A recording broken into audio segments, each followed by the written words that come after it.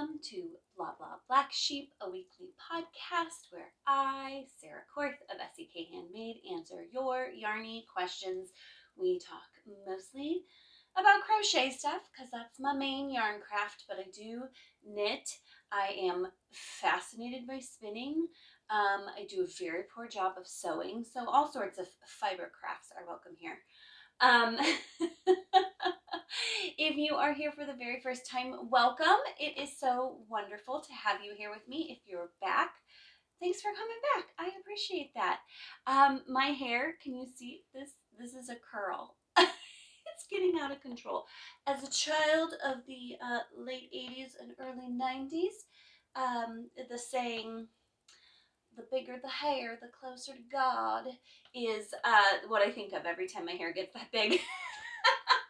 I really need a haircut, but my in-laws are going out of town, so I don't know when I'm going to be able to get one.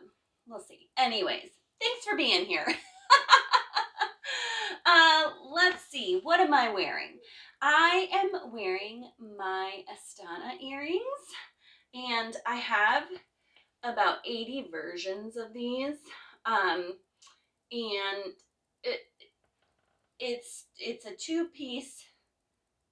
Does that make sense? It's a two-piece pattern. So there's this big triangle, and then there's a little triangle.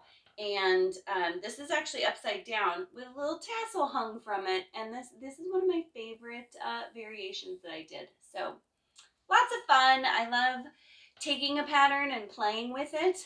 I'll have to wear another earring that I played with maybe next time. So a lot of fun. And then I was debating just coming in my t-shirt because I wasn't sure what I was going to wear wrapped around me. We're really fluctuating temperatures here. It's been nice and toasty, and then it dropped like 15 degrees, and Sunday was chilly, like real chilly. You know, it's all relative, but it felt very chilly. And so we were all like in pants and sweaters and all the stuff. So still cool in the morning, which is when I'm recording this. So I was debating, maybe I just won't wear anything. And I was digging through all my stuff. And I was like, you know what? This is perfect. So this is a shawl. This is a knit shawl that I made when I very first started knitting. And the reason I thought that this was perfect is because I feel like it's easy to look at someone who has a lot of experience and be like, I'm never going to get to that point. Or the things they do are unattainable. And I want to show you this because this is one of my beginnings. It's not my beginning, so don't like do that. But this is a full-size shawl. This is supposed to be, I should say, a full-size shawl. It's like a shawlette. It's like almost a bandana size. If you can see, if I wrap it around, I can barely like get it around my neck, especially because I don't want it super tight because it's not cold out. So look, I barely can get it like around me, not having it super tight to my neck. And here's why. It's not because of the shawl pattern, which I should say is the 22.5 Degrees by Martina Bem. I'll put a link down below so you don't have to go searching for it and figure out how to spell her name or anything. This is my mistake because I didn't know anything about yarn substitution. And I was very intimidated to go into my local yarn shop and ask about it. So what I did instead was I tried it myself and I failed. I don't know. I mean, this was years ago. So I don't know exactly why I failed. I just know that I failed spectacularly and had bought this yarn, which I loved the colors. Bought this yarn on clearance. By the time I got it knit up, because I was new-ish to knitting, the yarn was gone. And so I ran out of yarn because I didn't know anything about yarn substitution. And so I had like a half shawl. I think I only got halfway through it. It's supposed to have this really cool knit border that actually looks crocheted, which if you're like a new to knitting, but you are a proficient crocheter, you could probably make the shawl and crochet the border if you were more comfortable with that. It's super cute. I'll put a picture of the finished one up here. Long story long, I mucked this up. Happens. It's fine. You grow, you learn. But then I bought more yarn. Like I asked, hey, can you help me pick out yarn for this? I bought more yarn. I made the whole gorgeous thing. I was in love with it. Colden was like just a baby. And I lost it. I lost it somewhere. It's gone. Like back in Ohio, lost it. So it's definitely gone. So I should, oh no, I'm in the process of making another one. I've been making another one for like 5 years. I should get that back out and work on that. So it's a very meditative, like, because the actual like stitches you can see, it's just knit, knit, knit, knit, knit, knit, knit with that little increase. It increases at the sides and down the center there, and so it's very meditative, a very little like chill pattern to work on. So I should really get it back out and work on it, maybe for WIP Wrap Up. So there you go. That is what I am wearing. Bringing me joy, you guys. We had some hot weather at the end of the school year, and the temps have cooled a little bit, and I'm just so much happier with that. I am like a 60 to 70 degree kind of person. I don't mind the 50s. If I could stay between 50 and like 72, I would be a very happy person. That's not how weather works though, especially not nowadays. So it's cooled off a little bit from the very warm like 85 we rocked at the end of May, which seems way too soon for that. So that is making me very happy. It's also making my plants happy. Oh, we got some rain, which we hadn't had. The grass is starting to green up again. It had all died, and I don't want a grass. Nope. So our rain barrel is almost empty. Anyway, so the change in weather has made me very happy. The other thing, you guys, that I'm so excited about is that I think I told you I was working on a very large secret project, and I can't show it to you because it's a secret, but it is done. It is done. It is enormous, and it is gorgeous. And I had told myself, because I knew it was a lace weight yarn. It still exists. It is a lace weight yarn, and that's a lot to work a lace weight like blanket, scarf, shawl, rectangle shawl.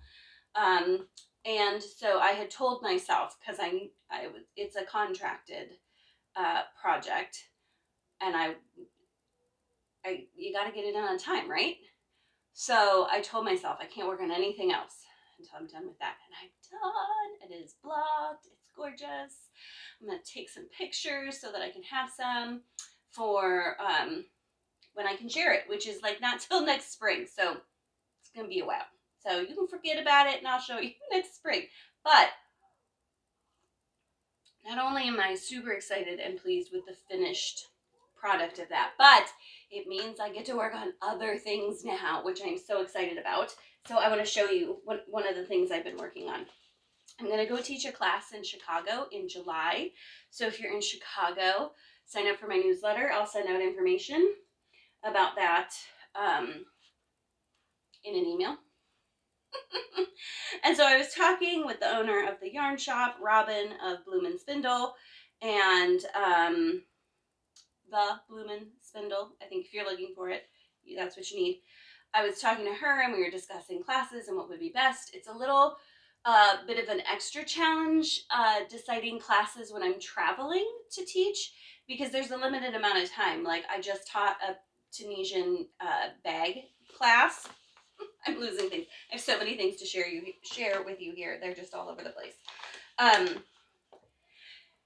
I just taught a Tunisian bag class and we met like 2 weekends in a row. I can't drive to Chicago 2 weekends in a row. It's too far.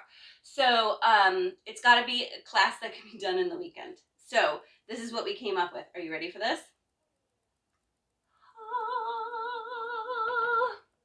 I'm so excited about this. So this has a pre-made zippered pouch. I'm almost done. I'm not quite done. A pre-made zippered pouch that slides inside and then you can sew or fabric glue. I'm going to try fabric glue your the bag inside, and that'll give you stability. It'll give you so that like there's no possibility of anything falling out of your bag. So you've got a real sturdy bag, and then it's like a project bag size, a small-ish project bag, but a project bag.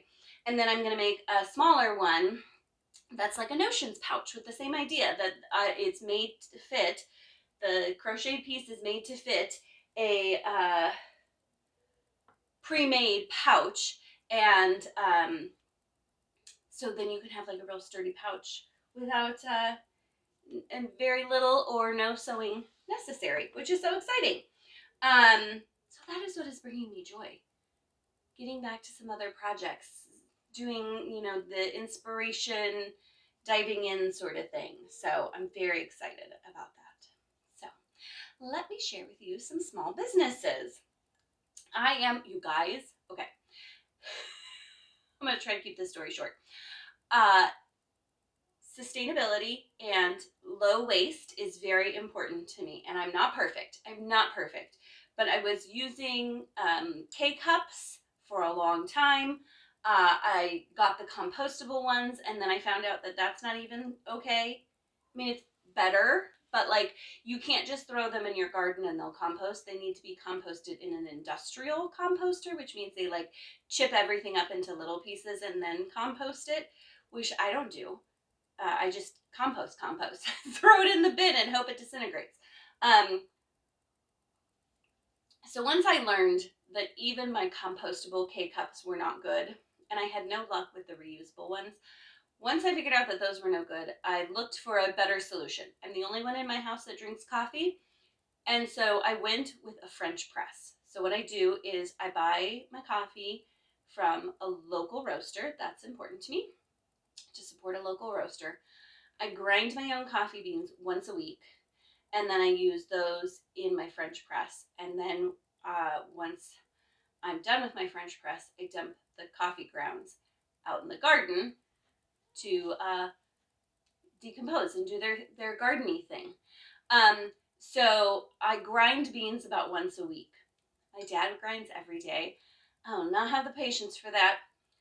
I grind about once a week. And so I've decided to try a different roast from this local, I should probably share with you who it is. At some point I'll share. From a local coffee roaster. And so I had scooped my 3 scoops or whatever into my French press, and there was like just a little bit left in the bottom of my canister that I keep my grounds in. And I'm gonna switch flavors or roasts. So I just dumped the rest of it in. I'm drinking some strong coffee today. I'm like, ooh. So if I'm a little more like, whoo, today, that's why. But anyways, I am drinking from my sheep mug. This was a commissioned piece from Cheeky Ceramics. This is a local artist, and I wanted to tell you, she recently shared on her social media that she would like to go by the name Rin now. So in previous episodes, I had talked about Cheeky Ceramics and Kathy. She's going to go by Rin now. So out of respect for their preferences, I am going to be calling her Rin, but it is the same person and the same company. So Cheeky Ceramics, she does amazing work. Highly, highly recommend. I will link below to their Facebook page. And you can see what they have going on. Lots of markets. So if you're local, I believe Rin is going to be weekly at the farmers market downtown. So go check out their booth. Lots of amazing stuff. Otherwise, check out their Facebook page for updates on things that you can purchase. Oh my gosh, you guys. Tangent. She makes custom dog portrait mugs. They're adorable. I definitely want one. All right, the other, I want to share 2 other small businesses with you. This is my bracelet slash shawl cuff. I love this shawl cuff. That's what it's meant to be, but it's just big enough to go around my wrist. And granted, I have pretty small-ish wrists. But I love that it doubles as both, and that's from Snowy Thistle Knits. Links below again, of course. And then, speaking of my project over there, I'm going to make one of the smaller project bags. Now I'm in debate. Okay, you tell me. So I had originally purchased these 2 colors to make one of these, the smaller one of these project bags in just 2 colors. But now I'm wondering if this would go better with this, or would this go better? So this one, you tell me below. This color is called, I hope this has a name, Angel's Beach. This color is called, no, stop it. No. Okay, I was like, it's called the same thing. Oh, shoot. You know what I did? I bet I put the wrong. I used one of these, and I think it was this one. And I bet I put the wrong label. Or maybe somebody else put the wrong label. Because this one is called Azure. Okay, I'll be right back. And just going over here, because I have another skein of this one. And it's not helpful if we don't have different names. Okay. I don't know which is right. I don't know which is right, but I have 2 names now. So we're going to call this one. Should I do Angel Beach and Azure?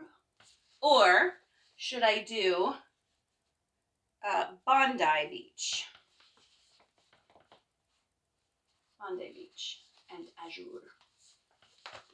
Let me know. But this is a yarn that I'm really, really enjoying. It's Coastal Cotton Ocean Mist. I've made a couple things out of it. I really like it. This is newish to my local yarn shop.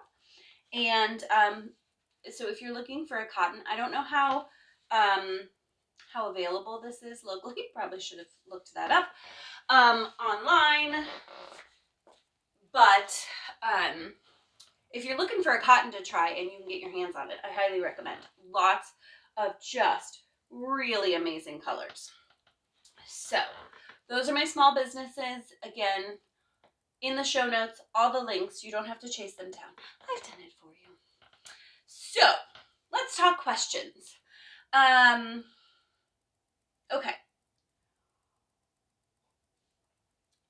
2 questions today.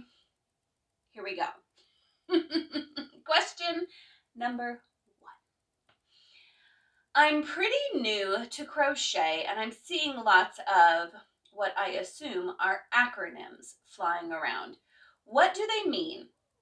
What's WIP, FO, UFO? I thought crochet was its own language, but it seems Yarncraft has a whole language too.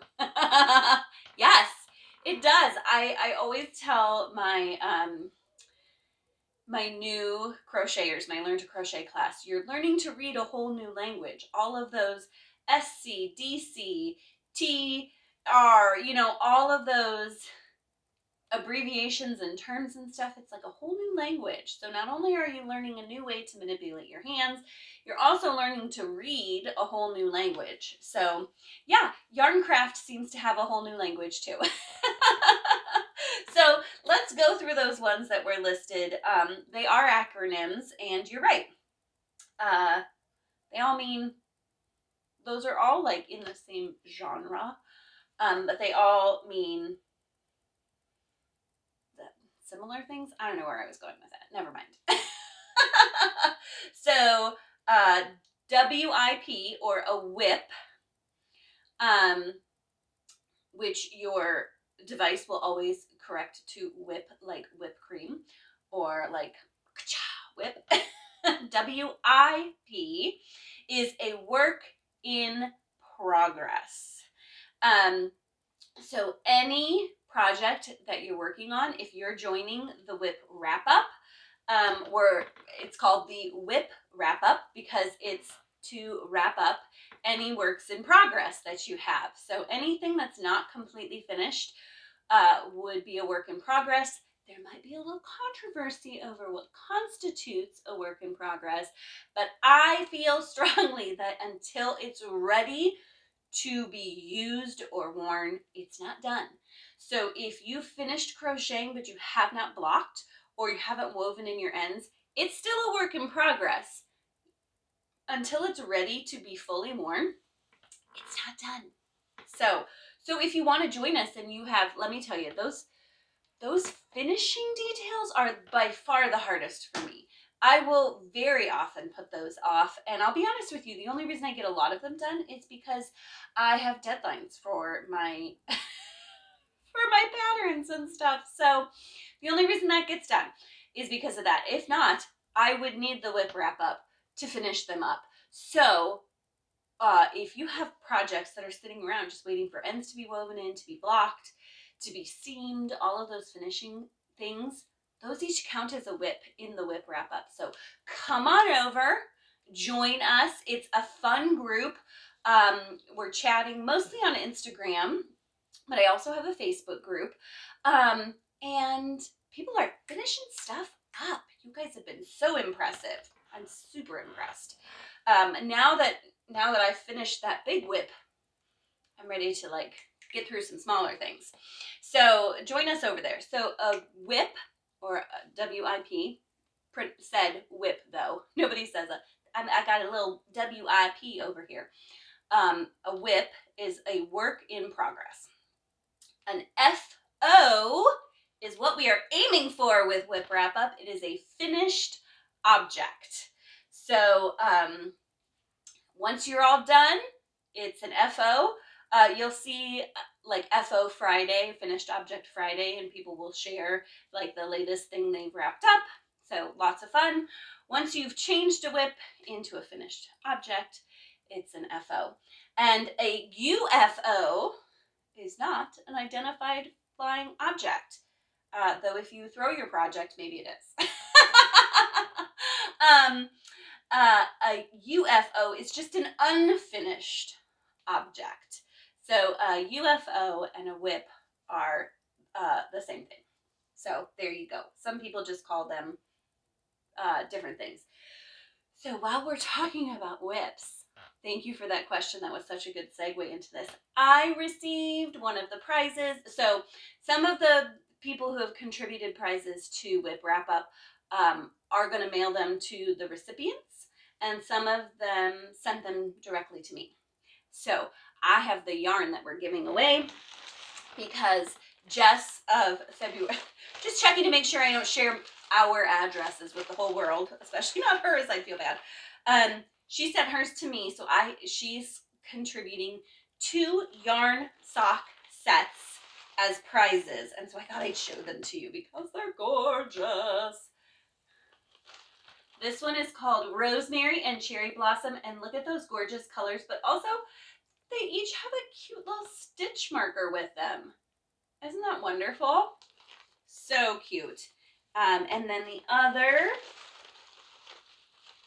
one is Into the Garbage Chute Flyboy and, oh gosh, a General Organa. I don't know. So 2 sock sets, super cute, and a little stitch marker with them. Isn't that just the most adorable? So those are 2 of our prizes for WIP Wrap Up. I thought you'd have fun seeing them though. And then, so that is Jess of February Fiber Co. Bonnie of Woodland Stitchcraft is offering her newest sticker and her newest notepad, which you're gonna love. I'm so excited. And then Amber of Amber Bliss This is offering a pair of crocheted earrings, like done crocheted earrings. She's so many cute ones in her shop, and you're gonna get to pick which ones you want. So all the links below. Check those generous makers out. Go give them a follow. They're so wonderful. So, all right. Question number 2. I've lost my Crojo. I use crochet. Oh, let's talk acronyms again. Crojo is just like your mojo, only crochet. So like you're not feeling the crochet anymore. So I used to use crochet to relax, but lately every project seems to be adding stress to my life or is just unsatisfying. What are your tips for getting out of a slump? That's the worst. It's the worst feeling. When that thing that used to bring you so much joy just now feels like either added stress or just really kind of blah. So I feel you. That is very hard. So I'm sorry that you're in a funk. Here's the deal with this. My suggestions are like, I have a lot of them. So I think I'm going to answer this question over several weeks so that we don't talk for 3 hours. So I have suggestions if you are a casual crocheter, and I have suggestions for if you're a professional crocheter / designer. And so today I'm going to give one little part that actually I think works for both groups. And then I'm going to leave it there. And then we'll come back to this again down the road and I'll give more tips. Because I think I want to give it all the time it deserves, but also be respectful of your time. So, are you ready for this? My first tip for losing your Crojo: books. Okay. I want to be transparent here. Last year, like last calendar year, I did a lot of work with a book publisher called, I was going to call them D&C Books, which they are, but it's David and Charles. It's a lovely book publisher out of the UK. I worked with someone on their staff. They hooked me up with designers and I'm like, authors. Those are people who write books. Authors of their crochet and craft books, and I interviewed several of them for my Meet the Maker series. And then I said, hey, I want to share some of your books with my audience. I've been looking like some older titles and some stuff that I just think are like great for people to take on vacation with them, was my original idea. And okay, I'm going to try to make this story fast. You ready? So they said, great, awesome, tell us what you want. They're so lovely to work with. And I gave them some titles of books. I gave them quite a few titles of books, and they were like, yes, have them all, which was so nice. So nice. But they sent me the books, and I come home from somewhere and there's a package on my porch and it is beat to heck. And I'm like, what is that? And I go look at it and it says it's from David and Charles. And I'm like, this is weird. It literally looks like it fell off the back of the truck. I opened the package. It is automotive painting tape inside of it. I do think it literally fell off the truck. Like 2 of the packages fell off the truck. The packages broke open and the delivery person, probably in a panic, I imagine, just like, put stuff back together, put a bunch of tape around it, just deliver the packages. So I had all this automotive tape, and I contacted the publisher, and they were like, we'll send more books, it's fine. Keep the tape, though. The delivery company wants to see if they can find who it goes to. Apparently they never figured it out because they never came for it. But anyways, so David and Charles gifted me these books with the purpose of sharing them with you. And they've been very patient because I was not in a great place last summer, and I had many intentions of sharing them and never got to them. So I thought when this question came up, this was a perfect place to share these. So I think a great way to get your Crojo back is to get a book. Here's the thing. I love Ravelry. I love it. But there's just something different about a physical book. So, one, the holding it in your hand, the flipping through it, it's just different than opening a pattern on your tablet or phone, or even just printing it off the computer. Like, it's different to hold a whole book in your hand. So I really think both the physical holding a book and then what all is inside can be a great way to get your Crojo back, because there's not the pressure of making the project. When you buy just a single pattern, all there is to do with that is to make it. But with a book, and with a lot of D&C books, which I really love about this, there's also education in it. So I'm going to share with you a little briefly these books because I have quite a few of them. And I think these are both great to get you out of a crochet funk. And I have a knitting one too. So if you're a knitter, also a knitting funk. And I think if you're going on vacation and you're like, especially if you're traveling to some, like by airplane, if you're doing air travel and you're worried about supplies getting taken, because every once in a while security will take like knitting needles and crochet hooks and scissors and whatnot. So if you don't want to risk that, taking a book with you to enjoy your craft while you travel instead of taking a project is a great way to do it. And then you get the joy of like the anticipation of like, I'm going to plot what I'm going to make when I get home. And maybe depending on where you're going, you could even purchase some yarn and take that back with you. And then you know I love that because you then have a project that reminds you of your trip. So let's go through these. My first one that I want to share is Corner to Corner Crochet 15 Contemporary C2C projects, which C2C is corner to corner.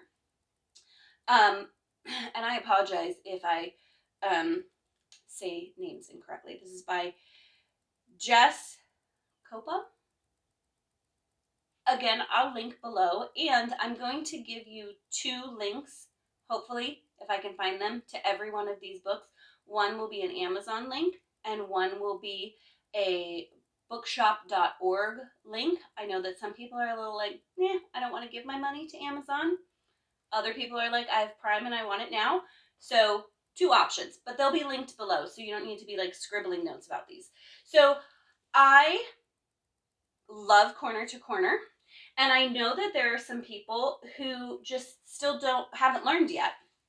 And so this book is a great way to learn. It's got an introduction. It talks about materials that you need. I'm going to be very careful. I'm not showing you any instructions, but look at that. How cool is that project? So very modern. Let's see if I can find a really great project. They give you how-tos. So you can like read through it and think about it and, you know, picture how this all works. They talk about changing colors and bobbins, and then they just have some really fun and gorgeous projects. So let me see. Oh, look, they've got a hat. A hat. I mean, you often think only blanket when you think Corner to Corner. And they've got some really cute blankets in here. Like, well, that's the one from the cover, so you've kind of already seen it. But look, She's wearing the blanket and the hat. How pretty. Look at that cute little pillow. I should make that for my mom. My mom quilts. So lots of great projects in here. If you've been contemplating corner to corner, grab this book. Take a look at it. All right, I have two amigurumi books. These are both adorable. I hide these from my children because I can't do amigurumi, and they really want stuff out of here. So, two amigurumi books. They are both just the most adorable. This is Kiwi Crochet Garden 40 super cute amigurumi patterns for plants and more. And this is by Melissa Bradley.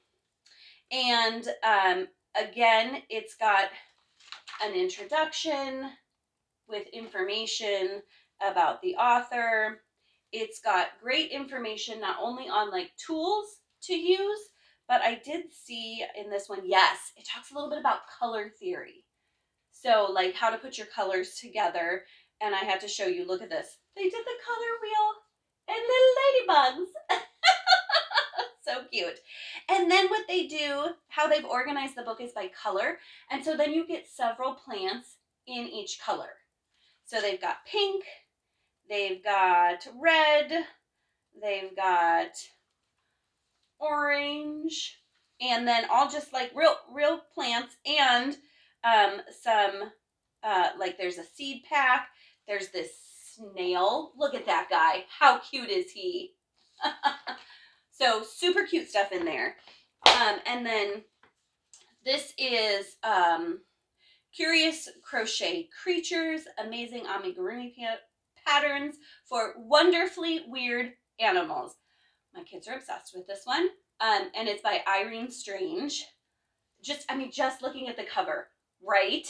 Stop it. How cute are those? And look at the back. That octopus is just, the details are amazing. It's so cute. Again, they talk about US terms versus UK terms because this is a UK publisher. And then so look carefully to see if they're using US or UK terms because that makes a difference, right? So they've got mammals. Just so much cuteness here. And they talk about, let me see. Who's gonna look? Tools and materials. And then I was gonna look towards the back. Let's see. Okay, the sea creatures are what my kids want. Look at these sea creatures. They want the narwhal. They want the octopus. They want that puffer fish. I can't blame them. They're so cute. Oh, there's a flamingo and a chameleon. An alligator. Oh my goodness. So much cuteness. Okay, so then in the back, there's some crochet techniques. So cute. This would be a great thing to like, again, learn about it, pick a project, look it through, kind of think about what you're going to do, and then give it a go. Okay. My next book I have for you is Sustainable Knitting for Beginners and Beyond. 20 patterns for environmentally friendly knits. And this must be a collaboration because there's no author's name. So it must be, let's see. Oh, no. Epipa. Saskita von Apita. Apipa. There's no T in there. So I'm probably doing a terrible job pronouncing that. But there's lots of great resources like mindful and sustainable in the yarn shop. So how to shop for yarn to be sustainable, yarns from animals, plant fibers. So lots of really great recycled stuff, certifications and standards. So make your own t-shirt yarn. I keep interrupting myself because there's so much great stuff here. So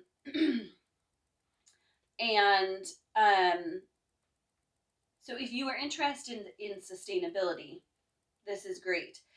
There's some basic knitting techniques. So if you are newish to knitting, great, helpful information in here. Then some super cute projects. Look at that great stripy top. And again, there's a real variety of projects in here. Some kitchen stuff, a bag, a kitchen towel, mesh shopping bags, which you see a lot of those in crochet, but not quite as much in knitting. So that's wonderful. Oh, look at them there with all the fruit in them. How great is that?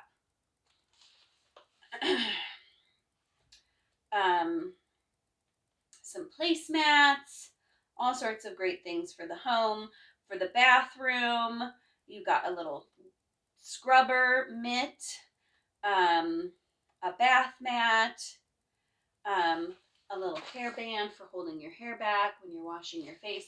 So lots of great projects in here, and also lots of great information. I mean, even if you don't knit, like if you're just like maybe contemplating knitting, or if you're curious about sustainability in yarn, great book for that. Okay, then I think these last two are like ones that I would take on vacation with me right now. And I don't even know which order to show them in because I'm so excited about both of them. They're amazing. Okay, so the first one is crochet hacking, repair and refresh clothes with crochet. What? Okay, and this is Emma Friedlander-Collins, hopefully. Okay, so gorgeous cover. And then look, this kind of gives you like a little idea of what's going on here. So it's all about sustainable fashion and taking things that are maybe worn out and turning them into, like fixing them and zhuzhing them up with crochet. So I'm going to show you an example. So like she took this shirt that maybe, I don't know, maybe had some holes in it, was maybe something that was thrifted, and then added the crochet details. Isn't that fun? So she has, okay, so the book starts out with what is hacking, new versus secondhand, some things about the environmental impact of always buying new, a little bit about her and her hacking journey, which is so fun. And then she talks about a starter kit, some tools that you'll need, which is helpful. She talks about some yarn, and then it's separated into sections about the different materials to hack. So denim is the first one, and that denim shirt I showed you was obviously in that section. Let me find the next section. Oh, how cute is this? She did, oh my gosh, not suspenders. Oh my gosh. Overalls.